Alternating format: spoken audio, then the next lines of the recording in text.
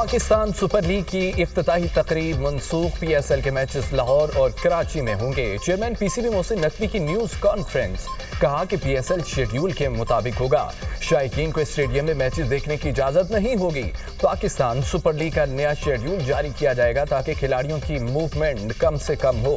موجودہ حالات کی وجہ سے پشاور میں پی ایس ایل کا میچ نہیں ہوگا۔ اگلے برس پشاور میں 1 سے زیادہ میچز رکھے جائیں گے۔ جو لوگ ٹکٹ لے چکے ہیں انہیں پیسے واپس ملیں گے۔ فرنچائز کو نقصان سے بچانے کے لیے گیٹ منی پی سی بھی ادا کرے گا۔ جو غیر ملکی کھلاڑی لیگ سے پہلے ہی باہر ہو گئے ان کے خلاف کارروائی کریں گے۔ پتہ نہیں مشرق وسطیٰ میں جنگ کب تک چلے گی۔ دعا ہے خطے کی صورتحال جلد معمول پر آ جائے۔ خوشیوں سے بھرپور تہوار عید الفطر کا آج دوسرا دن، ملنے ملانے اور دعوتیں اڑانے کا سلسلہ جاری۔ کل کے میزبان آج بنیں گے مہمان، مزے مزے کے پکوانوں سے مہمانوں کی توازن۔ گھروں میں دسترخوان سج گئے، چائے کے ساتھ گپ شپ کا بھی دور، دوستوں اور رشتہ داروں کی محفلیں بھی سج گئیں۔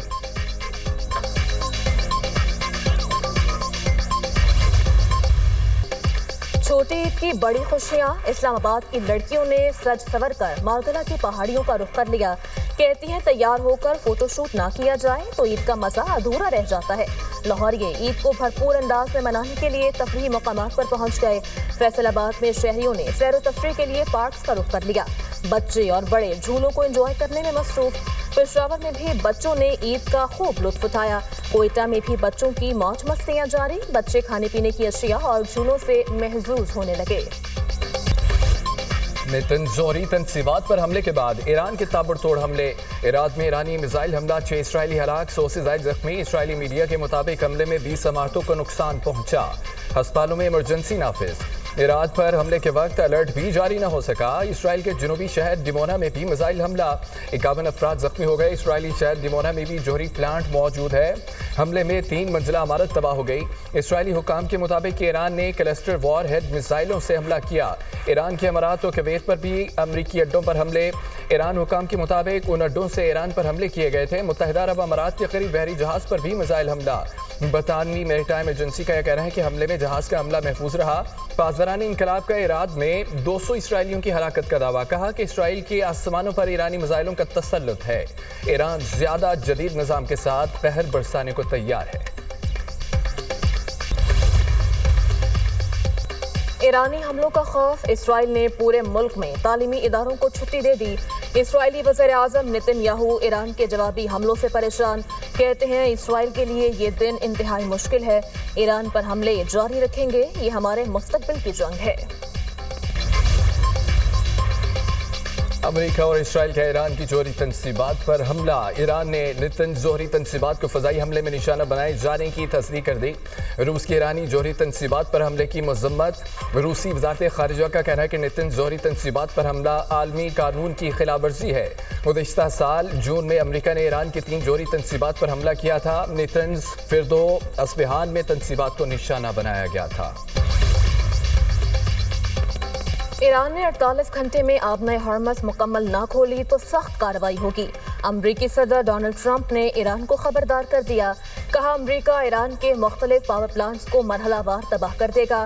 پہلے سب سے بڑے پاور پلانٹ کو نشانہ بنایا جائے گا۔ سوشل میڈیا پر کہا کہ امریکہ نے ایران کو نقشے سے مٹا دیا، ایران معاہدہ چاہتا ہے مگر ہم تیار نہیں۔ ایران کی قیادت ختم ہو چکی، بحریہ اور فضائیہ تباہ ہو گئی، کوئی دفاع باقی نہیں، ہم اپنے اہداف شیڈول سے پہلے حاصل کر چکے ہیں۔ ایران نے امریکی صدر کو بھی خبردار کر دیا، بجلی کے نظام کو نشانہ بنانے کی دھمکی پر سخت رد عمل کا اظہار۔ مشرق وسطیٰ میں امریکہ اور اسرائیل سے منسلک تمام توانائی تنصیبات کو نشانہ بنانے کا اعلان۔ ایرانی فوج کی مرکزی کمان خاتم الانبیاء سینٹرل کمانڈ کے ترجمان کا کہنا ہے کہ ایران سمندری پانی کو میٹھا بنانے والے پلانٹس اور انفارمیشن ٹیکنالوجی تنصیبات کو بھی تباہ کر سکتا ہے۔ فارس نیوز ایجنسی کا ایرانی قومی سلامتی کونسل کے سابق سربراہ کا حوالہ۔ رپورٹ کے مطابق علی لاریجانی نے خبردار کیا تھا کہ ایران کے بجلی کے نظام کو نشانہ بنایا گیا تو پورا خطہ آدھے گھنٹے میں اندھیرے میں ڈوب سکتا ہے۔ سعودی عرب کا ایرانی سفارتکاروں کو 24 گھنٹے میں ملک چھوڑنے کا حکم۔ فوجی اتاشی سمیت سفارت خانے کے 5 ارکان کو ملک چھوڑنے کا کہا گیا۔ سعودی وزارت خارجہ کا کہنا ہے ملکی سلامتی اور خود مختاری کے تحفظ کے لیے ہر ممکن اقدام کریں گے۔ تہران کے اقدامات کے سنگین نتائج برآمد ہوں گے۔ ایرانی حملے خطے کے امن و استحکام کے لیے سنگین خطرہ ہیں۔ شہری علاقوں اور اقتصادی مراکز کو نشانہ بنانا عالمی قوانین کی خلاف ورزی ہے۔ ایران جنگ سے صدر ٹرمپ کی اقتدار پر گرفت کمزور ہو گئی۔ دی اکانومسٹ کی رپورٹ میں دعویٰ۔ رپورٹ کے مطابق امریکی صدر کے پاس 3 سیاسی صلاحیتیں تھیں جو ایران پر حملے سے متاثر ہوئیں۔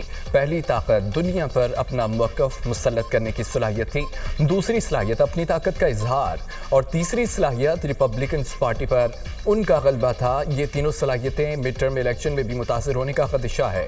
رپورٹ کے مطابق جنگ صرف عسکری تنازع نہیں بلکہ امریکہ کی اندرونی سیاست اور عالمی قیادت کے توازن کو بھی تبدیل کر رہی ہے۔ ایران نے ڈیگو گارشیا کو نشانہ بنانے کی تردید کر دی۔ سینئر ایرانی اہلکار کا عرب ٹی وی کو انٹرویو۔ کہا ڈیگو گارشیا پر میزائل حملے کے پیچھے ایران نہیں تھا۔ اسرائیلی آرمی چیف کا کہنا ہے ایران نے ڈیگو گارشیا پر حملے میں بین البراعظمی بیلسٹک میزائل استعمال کیا۔ بیلسٹک میزائل کی رینج 4000 کلومیٹر تھی۔ ایرانی میزائل سے یورپ، ایشیا اور دیگر درجنوں ممالک خطرے کی زد میں آ سکتے ہیں۔ ایرانی میزائل لندن، پیرس اور برلن شہروں تک بھی پہنچ سکتے ہیں۔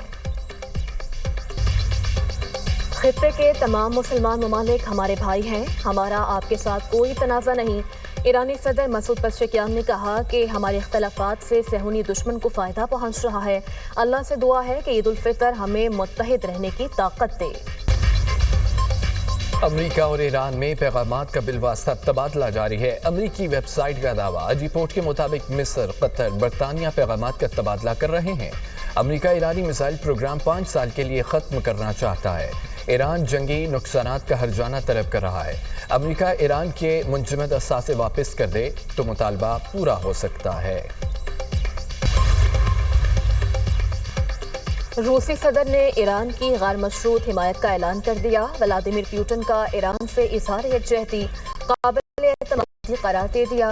روسی صدر نے ایرانی قیادت اور عوام کو نوروز کی مبارکباد دی۔ کہا روس ایران کے ساتھ ہے۔ امریکہ اور اسرائیل کے حملے مشرق وسطیٰ کے لیے سنگین خطرہ ہیں۔ مشکل وقت میں ماسکو ایران کا قابل اعتماد شراکت دار ہے۔ ایرانی سپریم لیڈر آیت اللہ خامنئی کا صفاقانہ قتل کیا گیا۔ مشرق وسطیٰ تنازع عالمی توانائی بحران کی وجہ ہے۔ G7 ممالک کا ایران سے تمام حملے فوری اور غیر مشروط طور پر روکنے کا مطالبہ۔ کہا کہ ایران اور اس کے اتحادی گروہوں کے بلا جواز حملوں کی مذمت کرتے ہیں، علاقائی شراکت داروں کی حمایت کا اعلان کرتے ہیں۔ شہریوں اور توانائی انفراسٹرکچر پر حملے انتہائی غیر ذمہ دارانہ ہیں۔ امریکی انسدادی دہشت گردی سینٹر کے سابق ڈائریکٹر جو کینٹ نے ایران جنگ پر استعفے کی وجہ بتا دی۔ کہا وہ اپنے ضمیر کے مطابق اس جنگ کی حمایت نہیں کر سکتے۔ وہ نوجوان مردوں اور خواتین کو غیر ملکی جنگی میدانوں میں مرنے کے لیے نہیں بھیج سکتے۔ انہوں نے اسی موقف کی بنیاد پر اپنے عہدے سے استعفیٰ دیا۔ جو کینٹ نے پہلے بھی کہا تھا کہ ایران کے خلاف جنگ کے فیصلے سے متفق نہیں۔ امریکی پالیسی میں یہ تنازع اخلاقی اور اسٹریٹجک سوالات پیدا کرتا ہے۔ جو کینٹ نے ٹرمپ کی پالیسیوں سے اختلاف کرتے ہوئے استعفیٰ دیا تھا۔